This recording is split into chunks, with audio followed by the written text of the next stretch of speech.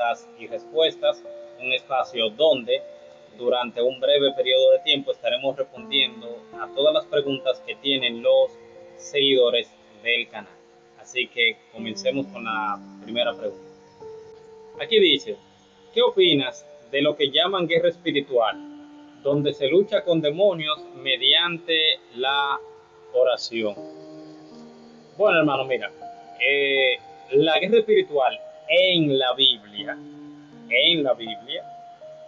es una batalla ideológica, es una batalla en contra de lo que es la filosofía pecaminosa, podremos decirle la filosofía que es contraria a Dios. ¿De dónde tú sacas eso, Filiberto? Porque la Biblia dice, porque las almas de nuestras milicias no son carnales, sino poderosas en Dios para destrucción de fortaleza, derribando demonios, no, argumentos que se levantan contra qué, contra el conocimiento de Dios, y llevando cautivo el que a los demonios para el infierno, no, todo pensamiento a la obediencia de Cristo. Y Pedro dice, estad siempre preparados para presentar defensa con mansedumbre y reverencia ante todo aquel que os demande razón de la esperanza que hay en vosotros. Es decir, la batalla que nosotros tenemos es una guerra ideológica. Si bien es verdad que nosotros debemos orar continuamente para no caer en tentación y etcétera, no es como eso que quieren vender de que tú con la oración, de que estás luchando con demonios, porque eso en la Biblia, personalmente, yo nunca lo he leído.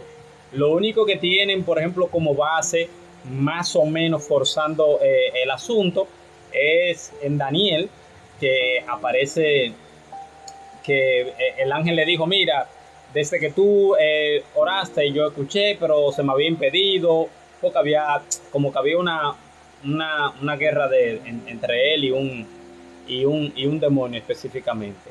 Pero eso no es una base para decir como que la respuesta a la oración viene con un ángel y de que arriba hay de que mucho demonio, de que peleando con él, de que ven para que no pueda bajar, vamos a hacerle daño para que no pueda bajar.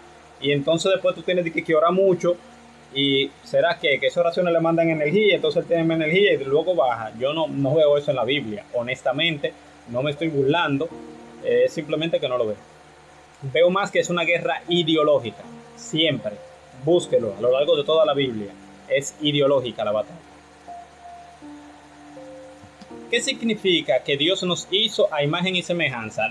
Ahí se está refiriendo a que nosotros somos agentes morales libres. Lo único en el universo, lo único que tiene esa capacidad, esa libre elección, esa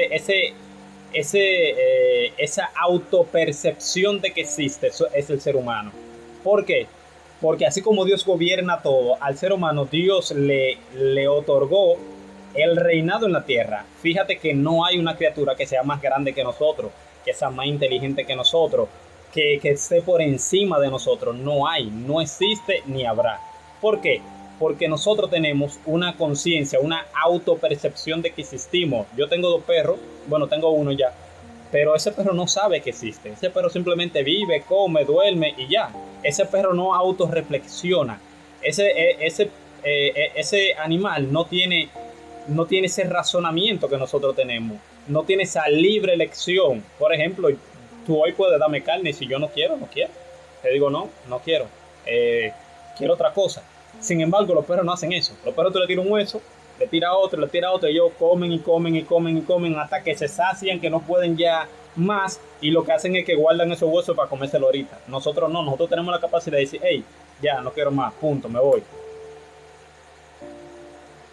¿Qué opinas sobre la cábala? Bueno, mira, la cábala, realmente yo he tenido mis diferencias con ella, porque he visto interpretaciones de la cábala con la que realmente no estoy de acuerdo, porque me parecen muy descabelladas, o sea, me parecen sumamente, perdónenme, pero sumamente tontas, con el respeto que se merecen a las personas que utilizan la cábala. Además de eso, de que yo puedo decir tajante y taxativamente, de forma radical, de que en la Biblia ningún personaje bíblico usó cábala para interpretar la Biblia, y que me lo demuestren. El que me pueda demostrar un versículo que se utilizó cábala para interpretarlo, ya sea Jesús o quien sea, yo le regalo toda mi librería que está aquí atrás. Toda. A quien me pueda demostrar eso.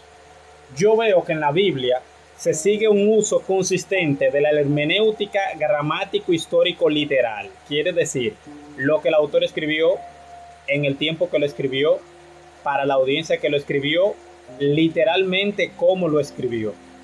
¿Dónde tú me demuestras eso, Feliberto? Bueno, tú te buscas en Nehemías 8 y tú ves que Esdras, cuando está buscando, cuando va a leer la Biblia, que le pidieron que trajese el libro, dice en el versículo 8, y leían el libro de la ley de Dios claramente y le ponían el sentido de modo que entendiesen la lectura. ¿Tú sabes qué Esdras estaba diciendo? Esdras le estaba leyendo a Israel, a ese pueblo que ya no conocía la ley. Y cuando decía, por ejemplo,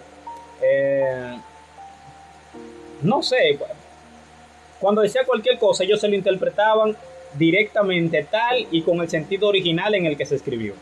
Pero en la cábala yo he visto interpretaciones de que, por ejemplo, que nunca lo voy a olvidar, nunca voy a poder olvidarlo, de que el Salmo 2, cuando dice rompamos su ligadura y echemos de nosotros sus cuerdas, es que hay unos demonios que suben al trono de Dios, te desconectan de la conexión con Dios y se conectan contigo para que entonces tú hagas las cosas que ellos quieren, por ejemplo. Y lamentablemente eso es una burrada. Eso lo único que está diciendo es lo mismito que pasó con Jesús cuando llegó a Israel. Ellos no querían que él reinase sobre nosotros y lo dijeron, no queremos que este reine como nosotros, sobre nosotros. No tenemos más rey que el César. ¿Entiendes? Eso es. Las personas iban a rechazar el reinado del Mesías cuando él llegara. Y eso fue exactamente lo que pasó. ¿Dónde hay más evidencia de eso?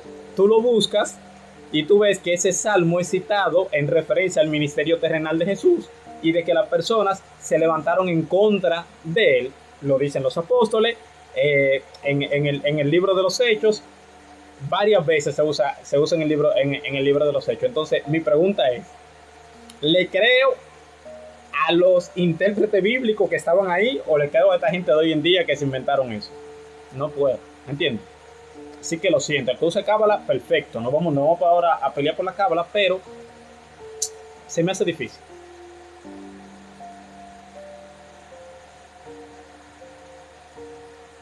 Dice Antonio, ¿cuánto tiempo sin conectarte? Yo tenía alrededor meses, yo tenía muchos meses.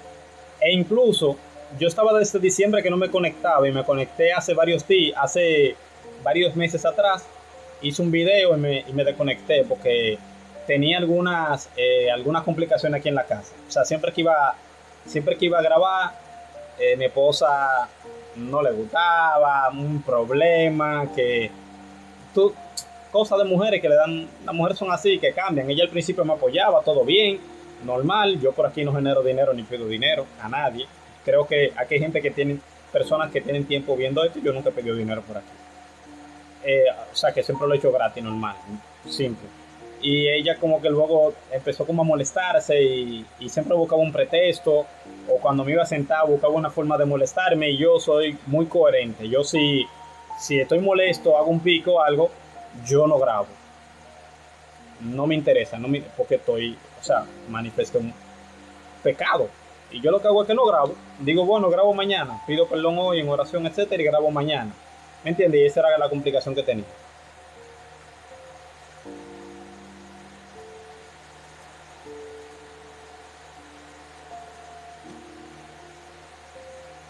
Dice Marco Algenis, qué bueno verte.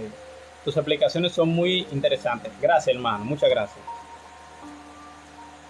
Tienes razón. De hecho, en griego la palabra teleio tiene aplicaciones en el sentido moral y más. Dice luz en la palabra TV. Eso está fuerte sobre la cábala. Es aberrante. Quiero saber si el que se llama luz en la palabra TV está ahí. Hoy yo voy para donde Steven Javier. Yo estaba allá los otros días. Creo que yo te dije, ¿verdad?, que estaba allá los otros días. Hoy yo voy también para allá.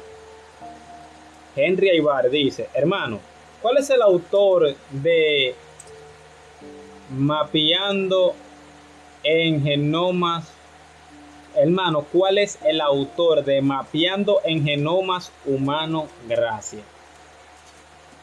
Eh, no he leído nada que se llame así. Hay una referencia que yo he usado, se llama Mapeando el Genoma Neandertal, que tiene que ver directamente con Svante Pääbo. Svante Pääbo es el recién premio Nobel que él mapeó el genoma del Neandertal, él y un grupo de científicos. Yo lo utilizo de fuente porque él en un momento dijo que en la paleontología se basa de interpretaciones sobre los mismos huesos, que lo que hacen es que uno le da una interpretación distinta y vocifera más alto que el otro para que el relato de él tenga más credibilidad que la del otro. Eso lo dijo él y otros aspectos, y yo lo uso a cada rato para eso. La cábala es del tiempo medieval, según tengo entendido. Sí, es un tiempo post-bíblico, no es de la Biblia, sino post-bíblico.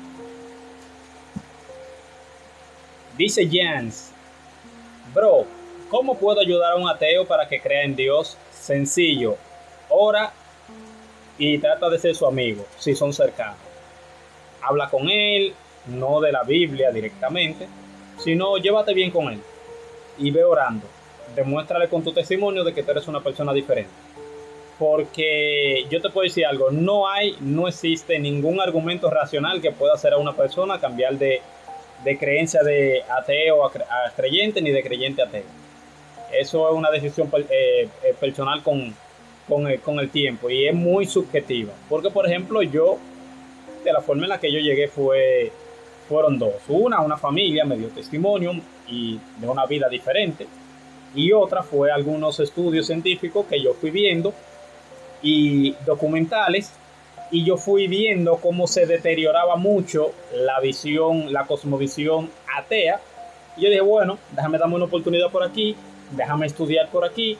Y entonces, estudiando, me di cuenta de que esta cosmovisión tenía más peso que la anterior.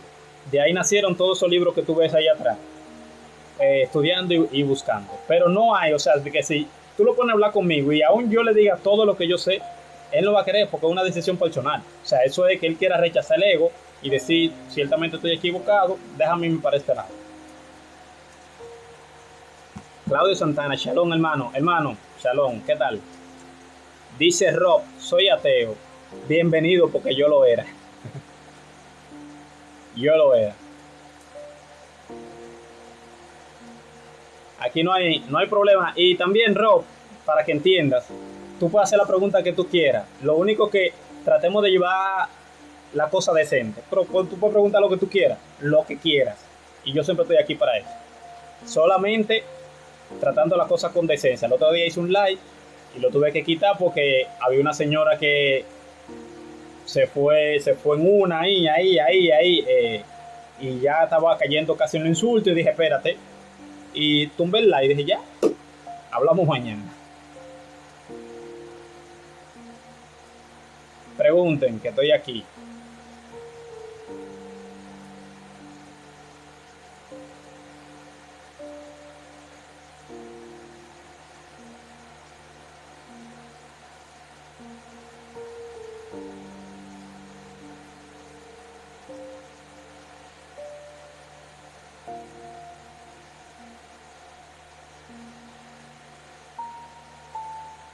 Pregunten. Ustedes no están como leyendo la Biblia ni nada, que ustedes no preguntan nada.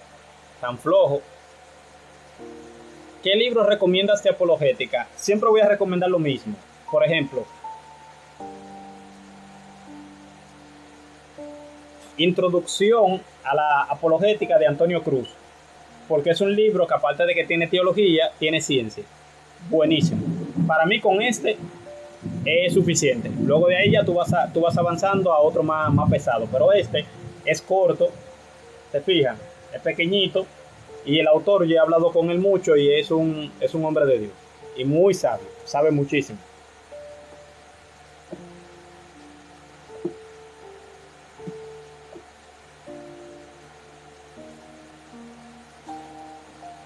Ahora por ti no cabe el libro.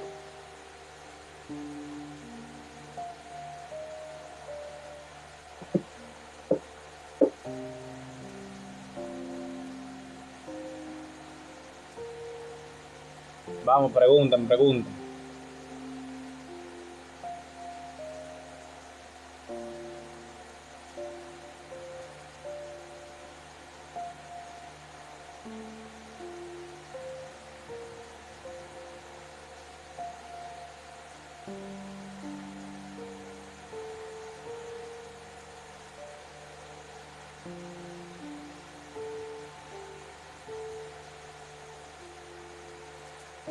Marcos Algenis dice, ¿qué opinas sobre, supongo que es el don de las lenguas? Creo que es eso, porque dice, ¿qué opinas sobre el de las lenguas? Bueno, mira, ya yo tengo un debate en mi canal de YouTube que se llama El don de lenguas, debate versus Steven Javier Pérez. Ahí yo tengo un debate. También, también por ejemplo, tengo varios videos donde yo explico eso de las lenguas. Te lo estoy diciendo, por ejemplo, para que cualquier cosa puedas ir allá. Las lenguas, bíblicamente, son idiomas humanos, reales, traducibles y entendibles. ¿De dónde yo saco eso? Usted se va, por ejemplo, a Hechos 2, que es el día de Pentecostés. En Hechos 2 dice claramente que, vamos a leérselo, porque este es un tema como delicado y este es el tema que siempre me genera pasión. O sea, aquí con la audiencia. Vamos a buscar la Biblia. Yo se lo voy a explicar con cucharita. De ahí para allá usted sabe si usted quiere creer o no. Vamos aquí a Hechos 2. Y usted va a entender ahí lo que dice. Sencillo. No tenemos que pelear. No tiene que volverse loco. Si usted no lo cree así y quiere seguir en lo suyo, pues bueno, no me molesta, Repito, no me molesta. Vamos a leer. Dice aquí. Escuchen. Cuando llegó el día de Pentecostés, que era el día en que se celebraba la ley de Israel, la entrega de la ley de Israel, estaban todos unánimes juntos. Y de repente vino del cielo un estruendo como de viento recio que soplaba, el cual llenó toda la casa donde estaban sentados. Y se les aparecieron lenguas repartidas como de fuego, asentándose sobre cada uno de ellos. Y todos fueron llenos del Espíritu Santo y comenzaron a hablar en otras lenguas según el Espíritu le daba que hablasen. ¿Verdad? Aquí entonces hay como un paréntesis del autor dándote contexto. Y oye lo que dice. Moraba entonces en Jerusalén judíos, varones piadosos de todas las naciones bajo el cielo. Eso es un paréntesis ahí. Y sigue y dice, y hecho este estruendo, se juntó la multitud y estaban confusos. ¿Por qué? Dice, porque cada uno de los varones judíos piadosos de todas las naciones bajo el cielo, ¿verdad? Cada uno les oía, mírame, cada uno les oía hablar en su propia lengua. Varones judíos de todas las naciones bajo el cielo. Escuchan a cada uno de ellos hablar en su propia lengua. Quiere decir que están hablando idioma.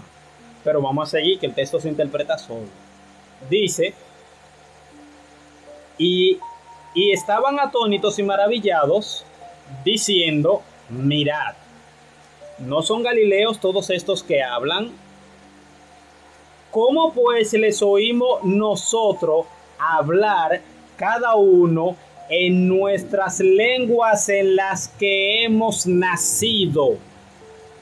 Usted sabe que él está diciendo, pero ven acá, y no son dominicanos estos que están hablando ahí. ¿Y cómo es que nosotros le estamos oyendo hablar en la lengua en la que hemos nacido? O sea, nosotros estamos escuchando a uno galileo hablar nuestro idioma. Feliberto, ¿pero cuál idioma? Porque la Biblia no lo dice. ¿Echa bababa? No. Mira lo que dice la Biblia.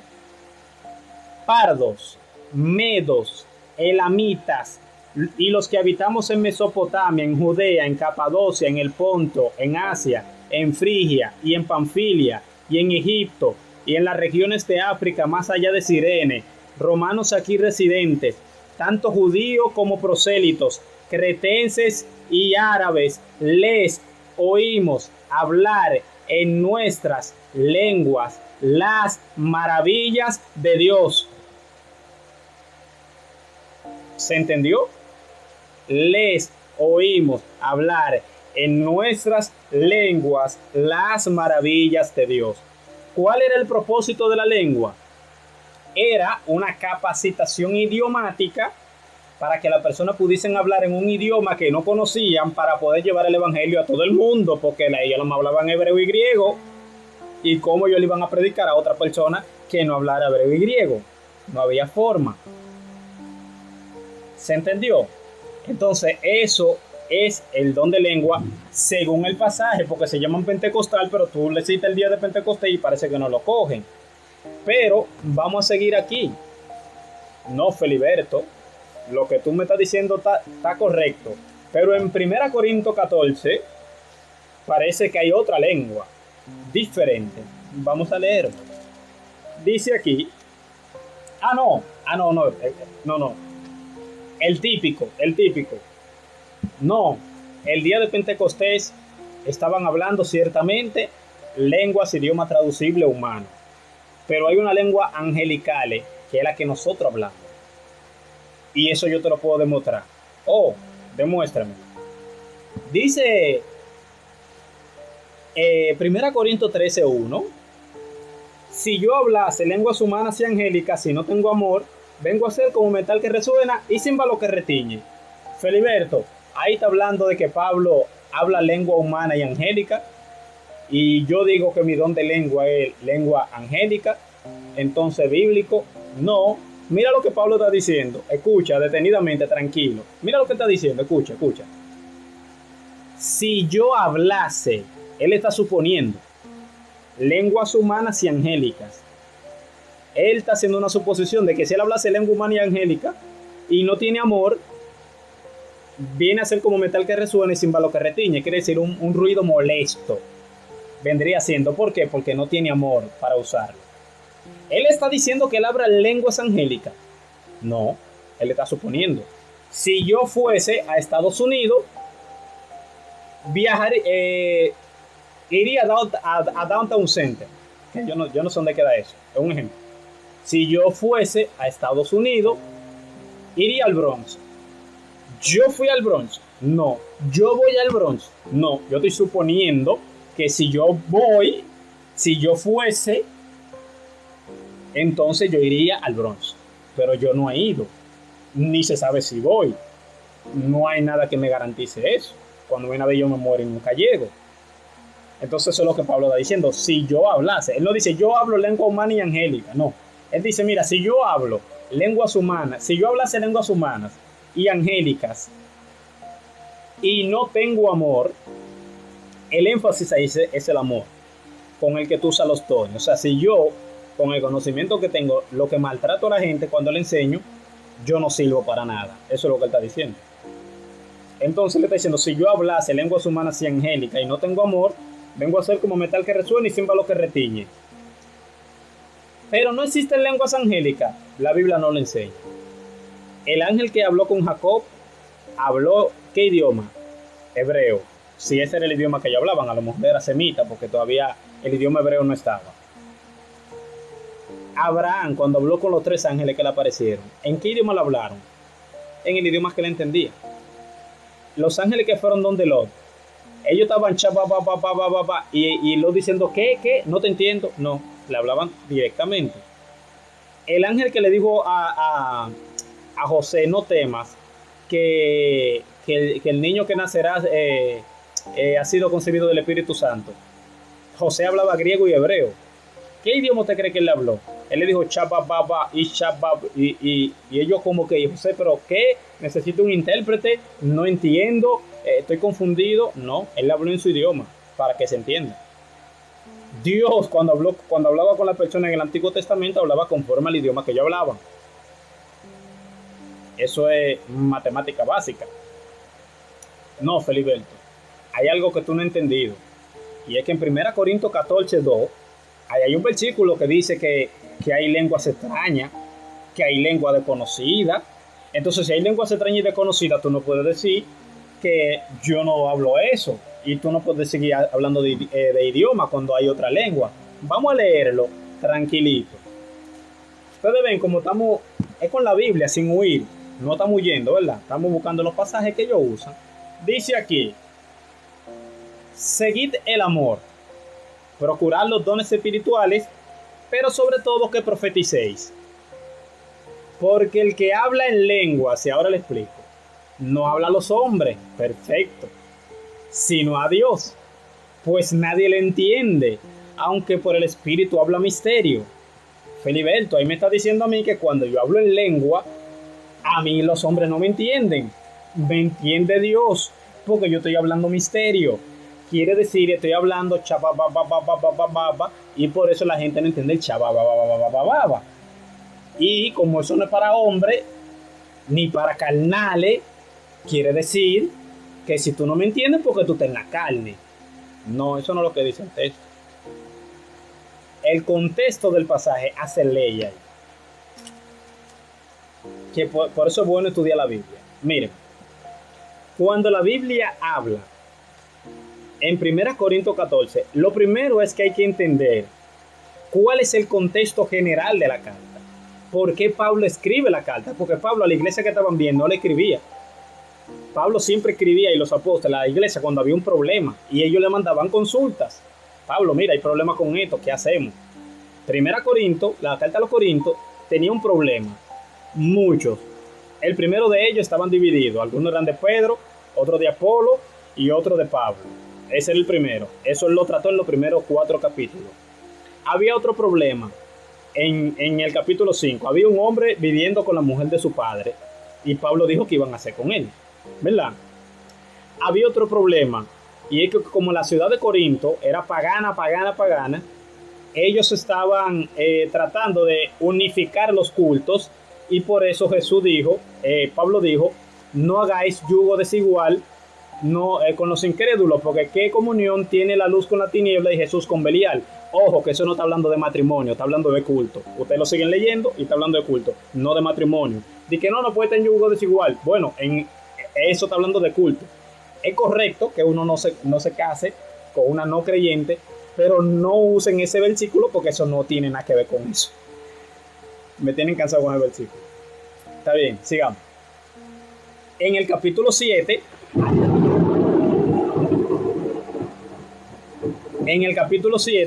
hay problemas con el matrimonio y hay ciertas dudas con el matrimonio, y Pablo trata ese problema.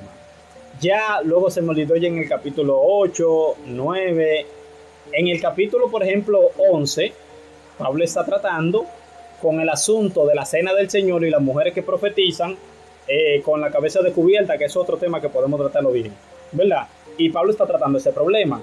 En el capítulo 12, Pablo empieza a enumerar los dones. ¿Por qué? En el capítulo 12, 13 y 14 trata sobre los dones. ¿Por qué?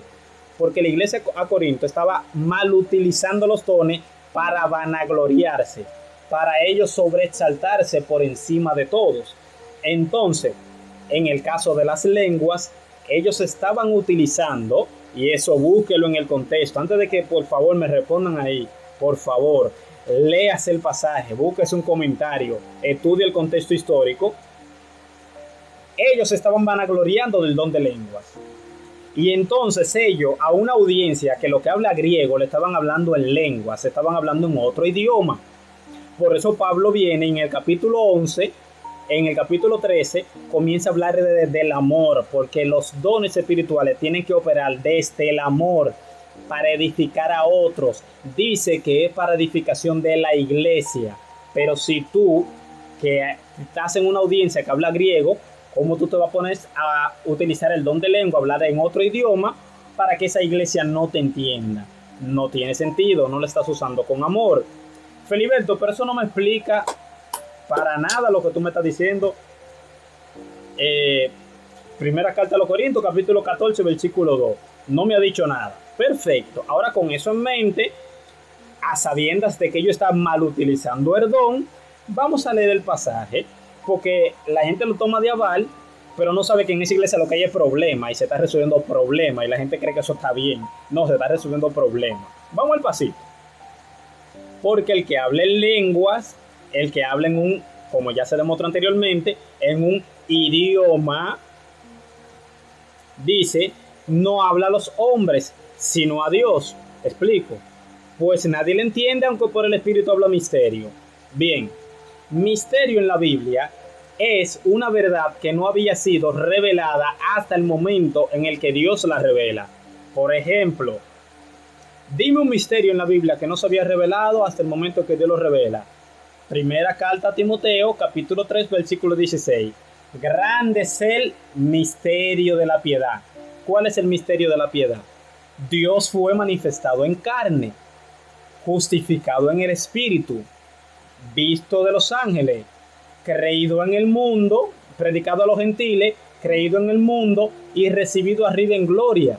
El misterio de la piedad es que Dios se hizo carne y descendió a la tierra. Ese era un misterio. ¿Por qué? Porque en el Antiguo Testamento no había algo que dijese que Dios iba a bajar literalmente él en forma humana y iba a tratar con el hombre. Ese es Jesucristo. Entonces eso era un misterio. Misterio no es algo de que misterioso, de que nadie entiende. No. Misterio es una verdad que no había sido revelada.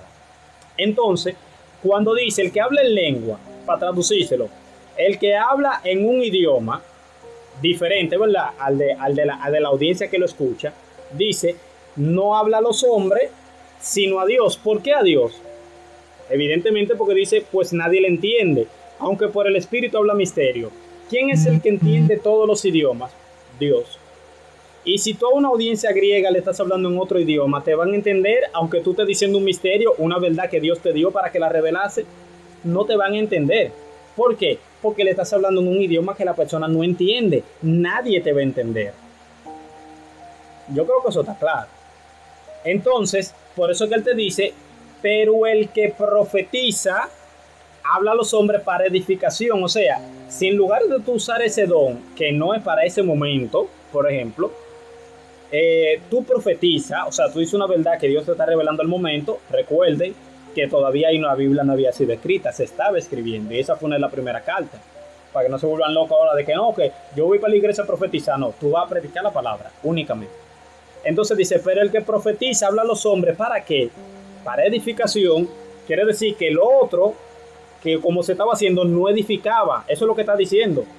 Exhortación quiere decir que lo otro no estaba exhortando, porque nadie te estaba entendiendo. Y consolación quiere decir que lo otro no consuela, porque nadie te va a entender si tú hablas en un idioma diferente. Ahora dice, así que quisiera que todos vosotros hablases en lengua. Sí, que hablase otro idioma normal. ¿Por qué? Porque puede evangelizar a más personas, puede ir de las misiones y etcétera, puede hablar en otro idioma y es más fácil.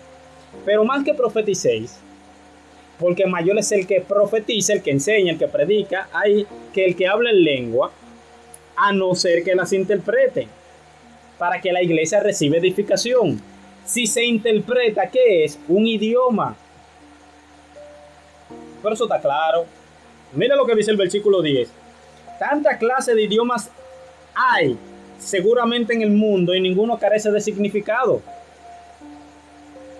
Lo dice él mismo. Está diciendo, güey, pero hay muchísimos idiomas y ninguno carece de significado.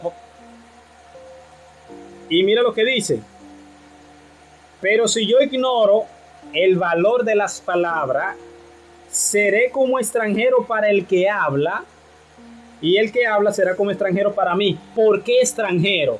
Porque si ahora mismo viene un ruso y empieza a hablarme a mí, aquí, como que yo lo voy a escuchar como un extranjero, una persona que no esté aquí, no reside aquí, porque no habla mi idioma.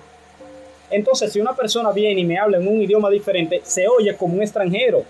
¿Por qué? Porque no está hablando mi idioma. El texto lo dice. No, eso yo no me lo inventé, eso está ahí. Sencillo, ahí. Y tú te quieres dar cuenta, por ejemplo, que lo que hace no es bíblico, porque ahí también dice que lo hagan 2 y a lo más 3 y uno que interprete. Dígame uno cuando en su iglesia, cuando va, hay uno hablando en lengua y otro interpretando. Dígamelo, menciónemelo, para yo irlo a ver. Dígamelo, sí, miren, en mi iglesia hablan en lengua y ahí mismo hay uno, él está diciendo esto y esto y esto. Él está diciendo, no hay, no hay. En mi iglesia, donde yo voy, un predicador dijo que el que no hablara en lengua tenía demonio y todo el mundo se puso a hablar en lengua. Sujeción mental. Eso no es bíblico. La Biblia dice que no todos hablan en lengua, que no todos profetizan, que no todos hacen milagros, que no todos son profetas, que no todos son apóstoles, no todos son maestros, no todos son pastores. Nadie tiene, todo el mundo no tiene el mismo don. Y sin embargo, tú ves que en esas iglesias quieren todo hablar en lengua. Eso está mal. Eso, ahí hay personas que están fingiendo. Quisiera seguir porque a mí me encanta ese tema, pero no voy a seguir. Dice Josué Sánchez, ¿en qué seminario estudias? En ninguno. Aquí en mi casa. Yo pienso que por lo que dice, en algunos casos son idiomas, ¿correcto? Usted a mí no me responde. Javier Rodríguez, yo te respondí lo de la imagen y semejanza. Y yo te lo respondí, yo duré como 5 minutos hablando de eso. Lo voy a ver en debate y los videos que dice, también voy a tomar notas. Bien. LT Frías 07. Es así. Yo entiendo lo mismo, que son idiomas entendibles según el texto. Eso es lo que dice el texto. Miren, aquí hay un manual al texto griego del Nuevo Testamento que tú lo puedes buscar. Por ejemplo, tú buscas aquí Hechos de los Apóstoles. Tú buscas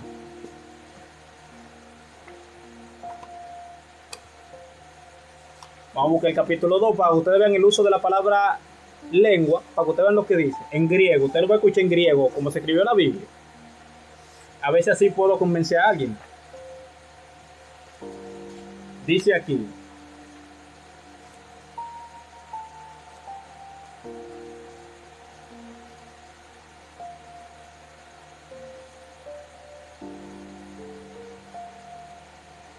Dice, en otras lenguas, heterais glosais, diferente a sus lenguas nativas. Dice, miren qué libro, para que sepan, miren. Comentario al texto griego del Nuevo Testamento, Archibald Thomas Robertson, una obra de referencia. Lo dice en la página 279. Léalo, se lo puede leer entero, porque yo no estoy ocultando la verdad aquí. Dice, cada uno de ellos comenzó a hablar en una lengua que no había aprendido y que era, sin embargo, una lengua real, comprendida por los de varias tierras que estuvieran familiarizadas con cada una de ellas. No se trataba de una jerigonza incomprensible, sino de un lenguaje inteligible. Jesús había dicho que el evangelio debía de ser predicado a todas las naciones y aquí hablaron varias lenguas del mundo. Eso está claro, eso está ahí, miren. Eso no lo estoy diciendo yo. Eso está ahí en el griego. Por si hay problema.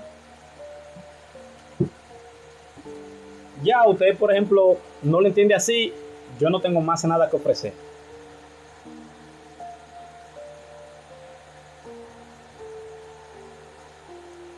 Dice Paul, bien ahí con la sistemática de Grudenbrough. Esa fue la primera que yo tuve. Estoy loco que salga el curso de teología ya, dice Richie Yandel. No te preocupes, mi hermano, que le vamos a dar eso. Estamos casi listos, si Dios lo permite.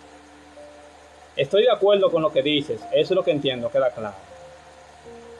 Dice persona, Jesús es imaginario. Perfecto.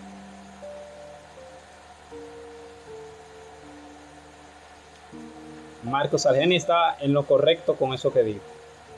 Henry Aival, en la mía y mi esposa la interpreta.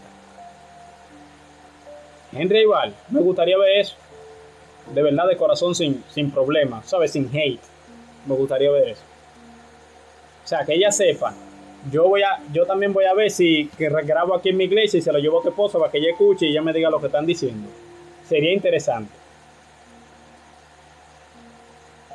Lo tengo en PDF, ese comentario del Nuevo Testamento. Sí, yo también lo tenía así. Dice Yeirian, tú tienes que ser hermano de Atomic. Yo no sé quién es Atomic. Yo no sé quién es Atomic. ¿Quién es Atomic? Póngame ahí quién es Atomic, porque me dijeron que yo parezco hermano de Atomic. Cuando viene un hermano mío se llama así artísticamente o qué sé yo, o en un mundo raro por ahí, yo no lo sé. ¿Quién es Atomic?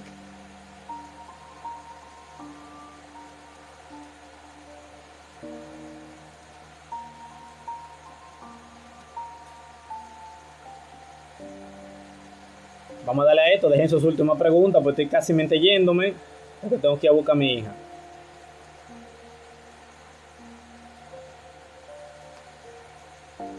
Pregunten, que estoy aquí para eso.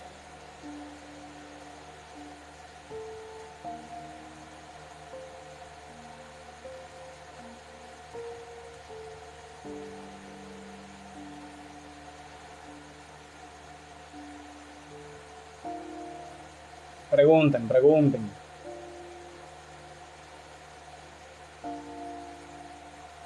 Es en serio, no es con malicia.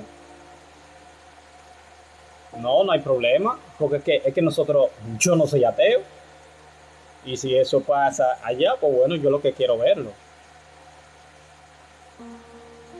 Di que a soporte, a Tommy. Mira, yo hoy voy por un programa que soporte va a estar también. Vamos a debatir algunos temas. No yo directamente con él, sino un panel donde él va a estar también. Para que ustedes vean que aquí hay muchos que me quieren matar por lo del don de lengua y sin embargo personas que son referentes en eso me tratan bien.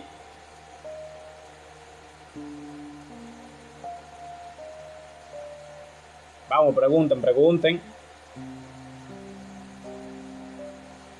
Dice aquí, ¿el anticristo saldrá dentro de la iglesia?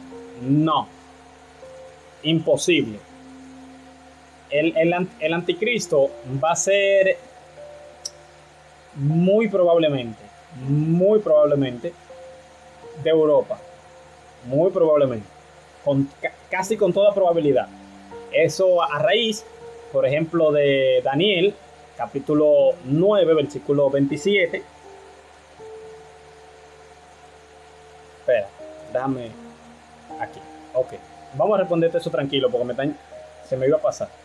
Dice, ¿el anticristo saldrá de la iglesia? No. El anticristo va a ser alguien de Europa y va a ser un líder político. Ojo, no va a gobernar el mundo enterito y va a poner una sola monedita para el mundo enterito. Eso no, la Biblia no dice eso. Eso es lo primero, para que vayan sabiendo por ahí.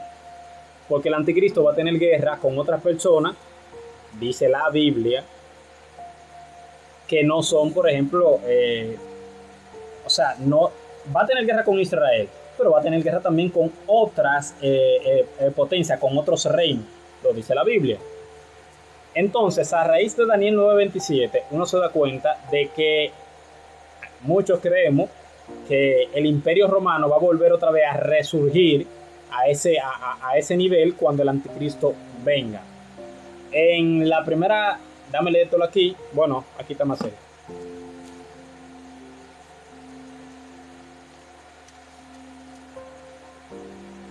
Aquí también tú te das cuenta. Dice: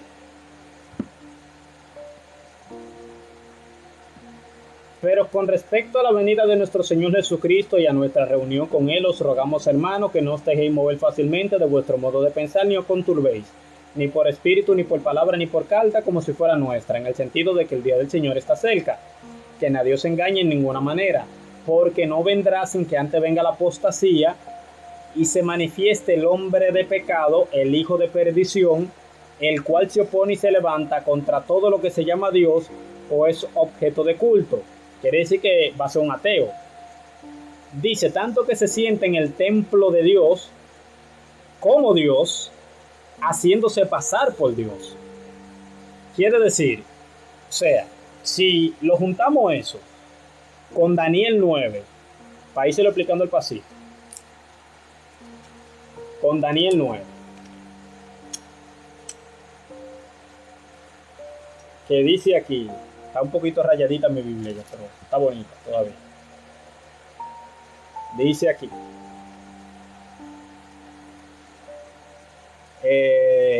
y por otra semana, que es, bueno, aquí, y después de las 72 semanas se le quitará la vida al Mesías, mas no por sí. Y el pueblo de un príncipe que ha de venir. El pueblo, ¿cuál es el pueblo de un príncipe que ha de venir? Los romanos. Dice aquí, mira, dice, destruirá la ciudad. ¿Cuál ciudad? La de Jerusalén. En el año 70 lo destruyeron. Y el santuario. En el año 70 destruyeron todo eso. Y su fin será con inundación, y hasta el fin de la guerra durarán las devastaciones. Y por otra semana confirmará el pacto con muchos, y a la mitad de la semana hará cesar el sacrificio y la ofrenda. Y después, con la muchedumbre de las abominaciones, vendrá el desolador, hasta que venga la consumación, y lo que está determinado se derrame sobre el desolador. Ahora vamos para atrás. Con eso en mente, recuerden, va a ser cesar el sacrificio y todas las cosas. Entonces vamos aquí. Dice que él hará un pacto, y luego a la mitad de la semana, que son 3 años y medio, las semanas son de años, yo creo, el que ha estudiado un poquito la semana de Daniel sabe que son de años, para no dar muchas explicaciones sobre eso. Dice aquí entonces, cuando tú vienes aquí. Entonces con eso en mente, tú dices lo siguiente. Dice, el cual se opone y se levanta contra todo lo que se llama Dios o es objeto de culto, tanto que se siente en el templo como Dios. Es evidente que el sacrificio va a cesar. ¿Por qué? Porque esa va a ser la abominación desoladora, cuando un hombre se siente en el templo de Dios haciéndose pasar por Dios. Quiere decir que el templo va a tener que ser reconstruido nuevamente, porque él se va a sentar en el templo de Dios y se va a hacer pasar por Dios. Dice, ¿no os acordáis que cuando yo estaba con vosotros decía esto? Y ahora vosotros sabéis lo que lo detiene, a fin de que a su debido tiempo se manifieste, porque ya está en acción el misterio de la iniquidad. Solo que hay quien al presente lo detiene, hasta que él a su vez se ha quitado de en medio. Lo que lo detiene va a ser quitado de en medio. Y entonces se manifestará aquel inicuo, quien el Señor matará con el espíritu de su boca y destruirá con el resplandor de su venida. Inicuo, cuyo advenimiento por obra de Satanás con gran poder, señales y prodigios. Entonces, si tú te fijas atrás, dice en Daniel que al desolador también le va a venir un juicio, y él va a estar causando tribulación hasta la venida de Cristo, que dice que vendrá, que cuando digan paz y seguridad, vendrá destrucción repentina como dolores de una mujer encinta, y no escaparán.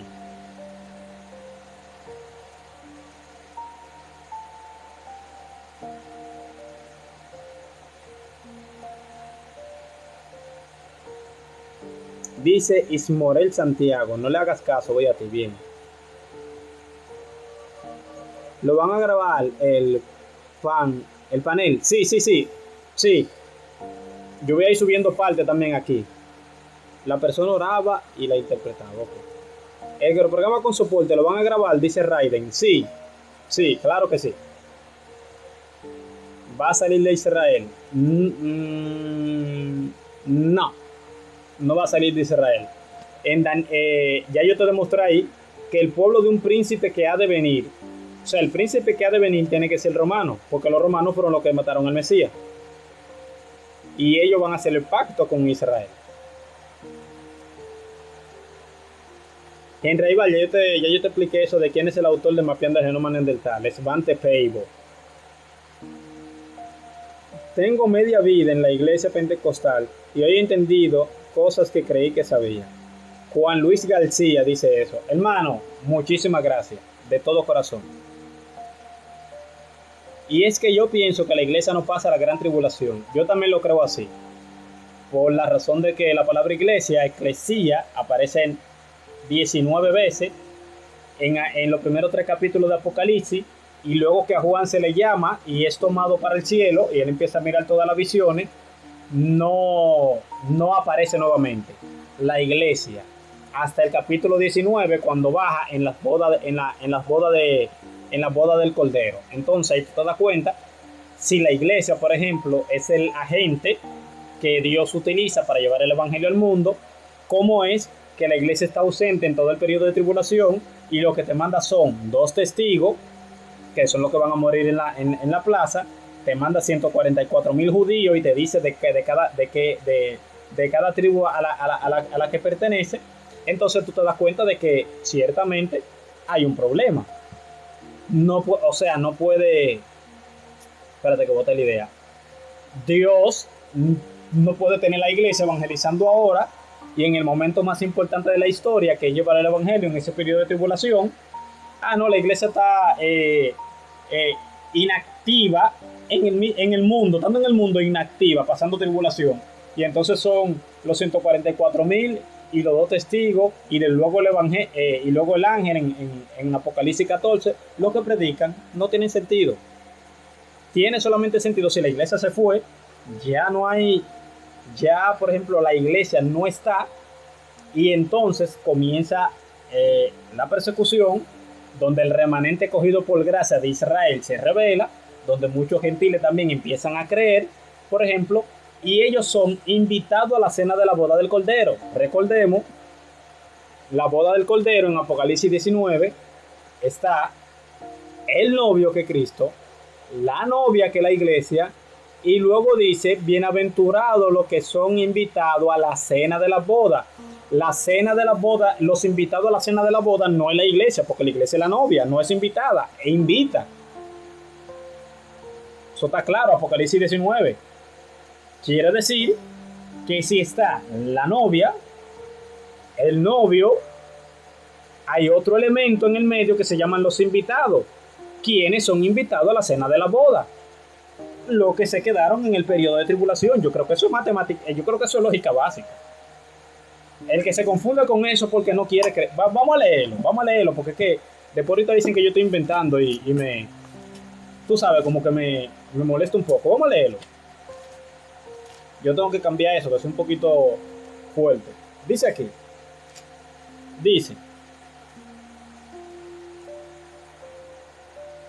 Dice, Apocalipsis 19. Después de esto, o sea, de lo que pasó ya con la gran ramera, con la Babilonia y etcétera, dice, oí una gran voz de gran multitud en el cielo que decía, aleluya, la salvación, honra y gloria y poder son de Señor Dios nuestro, porque sus juicios son verdaderos y justos, pues han juzgado a la gran ramera, que ha corrompido a la tierra por su fornicación y ha vengado la sangre de sus siervos de la mano de ella. Otra vez dijeron, aleluya, y el humo de ella sube por los siglos de los siglos. Y los 24 ancianos y los 4 seres vivientes se postraron en tierra y adoraron a Dios, que estaba sentado en el trono, y decían, amén, aleluya. Y salió del trono una voz que decía, alabad a nuestro Dios todos sus siervos, y lo que teméis, así pequeño como grande. Y oíse una voz y una multitud, como el estruendo de las muchas aguas, y como la voz de grande estruendo que decía, aleluya, porque el Señor nuestro Dios todopoderoso reina. Gocémonos y alegrémonos, y demos gracia, porque han llegado las bodas del Cordero, y su esposa se ha preparado, la iglesia, el Cordero y la iglesia. Y a ella se le ha concedido que se vista, a ella, a la novia, a la iglesia, que se vista de lino fino y limpio y resplandeciente, porque el lino fino es las acciones justas de los santos. Y el ángel me dijo, escribe, bienaventurados los que son llamados a la cena de las bodas del Cordero. Y me dijo, estas palabras son fieles y verdaderas de Dios. Y entonces, vamos a dejarlo ahí porque ya lo otro es cuando él se arrodilla ante el ángel. Quiere decir, comienza la boda del Cordero. La novia se ha preparado. Ya viene con el Cordero. Y le dicen a Juan, escribe, bienaventurados los que son llamados a la cena de las bodas del Cordero. Dígame dónde en la historia se ha visto de que la novia de la boda es invitada. Rompe la cronología, rompe hasta la lógica misma. O sea, la novia invitada no. Quiere decir que si la novia viene y ya se ha preparado, y a Juan le dicen, escribe que son bienaventurados los que son invitados a la cena de la boda del Cordero, quiere decir que los que se quedaron aquí son los invitados a la cena de la boda del Cordero. Los que se quedaron. No los que vienen, porque los que vienen es la iglesia que se preparó. Entonces no le veo sentido a eso.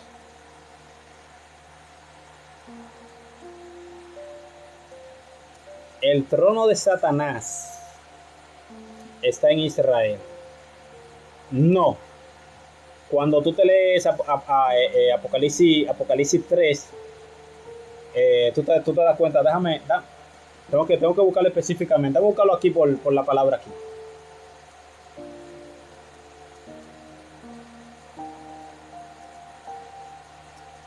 Trono. Vamos a buscar.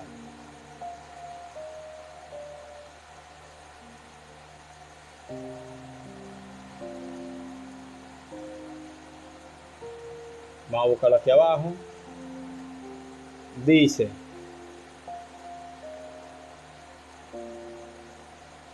aparece la palabra sinagoga de Satanás y dice en Apocalipsis 2:13, dice, yo conozco tus obras y donde moras, donde está el trono de Satanás. Vamos a ver a qué iglesia le está diciendo eso. Vamos aquí. Dice, escribe al ángel de la iglesia en Pérgamo. Pérgamo no está en Israel. Pérgamo está en Asia Menor. No está directamente en Israel. Dice, escribe al ángel de la iglesia en Pérgamo. El que tiene la espada aguda de 2 filos dice esto: yo conozco tus obras y donde moras, donde está el trono de Satanás. Si la iglesia es en Pérgamo y ella mora donde está el trono de Satanás, quiere decir que es en Pérgamo. Vamos a buscarlo por aquí. ¿Cuál es la ubicación de Pérgamo? Según Historia National Geographic, ubicada en la actual Turquía, justo enfrente de la isla de Lesbos, Pérgamo guarda en su antigua acrópolis las ruinas de las antiguas construcciones que la hicieron situarse como una de las urbes más brillantes y poderosas del imperio de los atálidas. Lo escucharon, ¿verdad? Si no lo escucharon, vamos a leérselo. Ubicada en la actual Turquía, no Israel.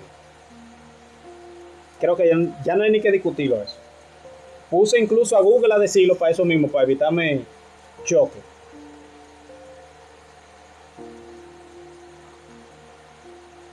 Los romanos lo mataron porque si los judíos lo querían muerto.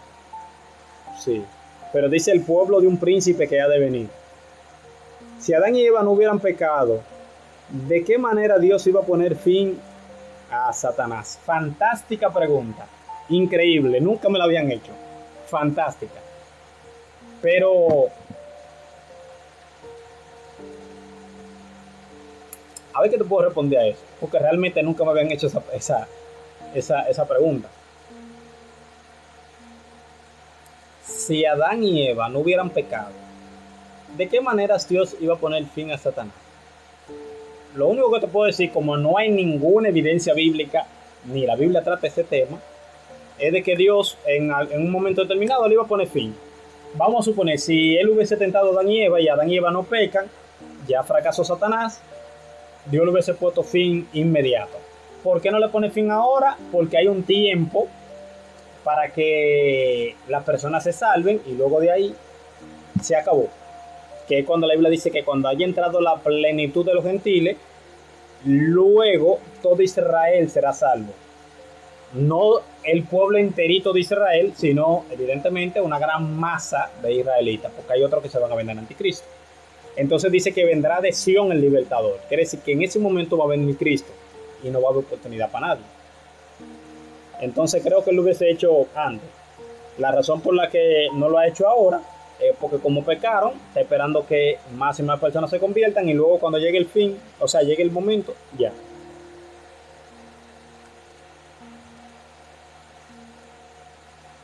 Dice Santo Núñez, tengo desde que nací en la única iglesia y la Biblia que es hecha por la iglesia. Él dice, él me cita Mateo 16, 18 al 19. Yo sé qué versículo es, pero vamos a leerlo a propósito. Dice aquí, vamos a ver cuál es la única iglesia que dice ese texto. Vamos a ver. Dice aquí, viniendo Jesús a la región de Cesarea de Filipo, preguntó a los discípulos diciendo, ¿quién dice los hombres que es el Hijo del Hombre? Ellos dijeron, unos Juan el Bautista, otros Elías y otros Jeremías o algunos de los profetas. Y él les dijo, ¿y vosotros? ¿Quién decís que soy? Respondiendo Simón Pedro dijo, tú eres el Cristo, el Hijo del Dios viviente. Entonces respondió Jesús, bienaventurado eres, Simón, hijo de Jonás, porque no te lo reveló carne ni sangre, sino mi Padre que está en los cielos. Punto. Y yo también te digo, o sea, está diciendo, él hizo una declaración y ahora Jesús le hace otra. Y yo también te digo que tú eres Pedro, Petros, roca pequeña, quiere decir ahí. Y sobre esta roca, que es otra palabra, no es Petros, creo que está aquí abajo, es Petras, es Petra, que es diferente. Pedro es Petros, roca es Petra, no es la misma palabra. Edificaré mi iglesia y las puertas del Hades no prevalecerán contra ellas. Bien, un punto que es sobre esta roca, sobre la declaración de que yo soy el Cristo, el Hijo del Dios viviente, voy a edificar mi iglesia. Dame evidencia de eso, Feliberto, porque tú inventas mucho. No me gusta como tú enseñas. Vamos aquí. Creo que lo dice en Timoteo. Me pasa que ya yo casi no uso la Biblia física, me gusta más digital por algunas cuestiones de velocidad a la hora de entrar en estos temas, para no demorar mucho. Pero para leer sí me gusta esto. Dice aquí. Ok.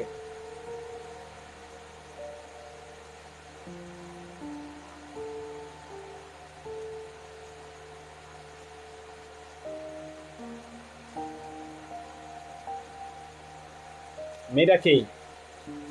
Esto te escribo, aunque tengo esperanza de ir pronto a verte, para que si tardo sepas cómo debe conducirte en la casa de Dios, que es en la casa de Dios, que es la iglesia del Dios viviente.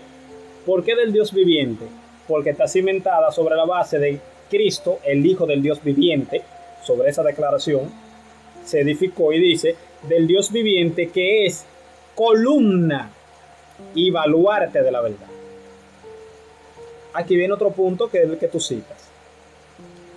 Y a ti te daré las llaves del reino de los cielos, y todo lo que atares en la tierra será atado en el cielo, y todo lo que desatares en la tierra será desatado en el cielo. ¿A qué se está refiriendo él con eso? O sea, ¿a qué? O sea, ¿qué Pedro puede atar y desatar? ¿Qué? Pedro tiene la llave del cielo, o sea, que Pedro agarre y abre y el que Pedro quiera entra. O sea, no importa, o sea, Pedro quiere, entra. Eso está hablando de disciplina. De disciplina. Cuando los apóstoles acordaban algo, ya estaba respaldado por Dios. Te lo voy a demostrar por la Biblia que eso es disciplina, sin tener que discutir mucho. La decisión que los apóstoles tomaban sobre un miembro eclesial Dios la respaldaba directamente. ¿Dónde está eso? En Hechos 5, con Ananías y Zafira, cuando ellos retienen el dinero, que Pedro le dice, si tú vendes la casa, si tú no hubiese querido dar los cuartos, no lo das porque es tuyo. O sea, tú no tienes que dar dinero para estar aquí. Pero sí lo va a dar porque tú lo haces en engaño y con malicia, porque todo el mundo dio todo y tú nos estás engañando a nosotros. Dice, no has mentido a los hombres sino a Dios. Y le dice, y entonces dice que él expiró y cayó como muerto. Y cuando su esposa llegó, creo que fue, que su esposa confesó, también cayó como muerta. Pablo dice en 1 Corintios 5, sobre el que está viviendo con la mujer de su padre, dice que el tal, dice que él ya presente en espíritu ha juzgado, o sea, él juzgó al que está ahí, al que está la acción está haciendo. Y dice, reunido en el espíritu del Señor Jesucristo, con todos vosotros y mi espíritu, el tal sea entregado a Satanás para destrucción de la carne, o sea, para su muerte física, a fin, y la palabra a fin quiere decir con el propósito de, a fin de que el espíritu sea salvo para el día del Señor. Esa persona se salvó, pero esa persona recibió una disciplina mortal que Pablo orquestó en conjunto con la iglesia y llegaron en un mutuo acuerdo. Eso es. Lo que ellos pactaran entre ellos en conjunto se cumplía, porque estaba respaldado por Dios.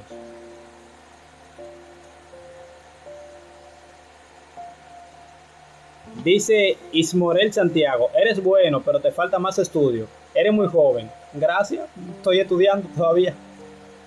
Neudi Joel Jerez Mo, hermano, ¿y tú no eras ateo antes en el 2015 para abajo? Pero ya no. Justin, solo vengo aquí para decirte que eres muy especial y espero que te vaya muy bien en la vida. Gracias, hermano. Aneudi Joel Pérez Mon, ¿eras ateo sí o no? Dije que sí, era ateo. Era ateo. Señores, hasta aquí voy a dejar la sección de preguntas y respuestas, agradeciendo enormemente a todas las personas que dejaron su pregunta. Lo vamos a seguir haciendo frecuentemente para que ustedes sigan depositando su pregunta. Me comprometo a que cada semana se va a abrir la sección para que ustedes guarden su pregunta, tengamos un pequeño debatico, lo que quieran, entrar en la transmisión y discutir algunos temas sanamente como cristianos, como hermanos en Cristo, con armonía, con el deseo de aprender, no de hacer quedarme mal, porque si yo a personas yo le he dado la victoria fácil, porque yo no estoy aquí para ganarle al mundo. Yo simplemente estoy para enseñar lo que sé, y si hay algo que no sé,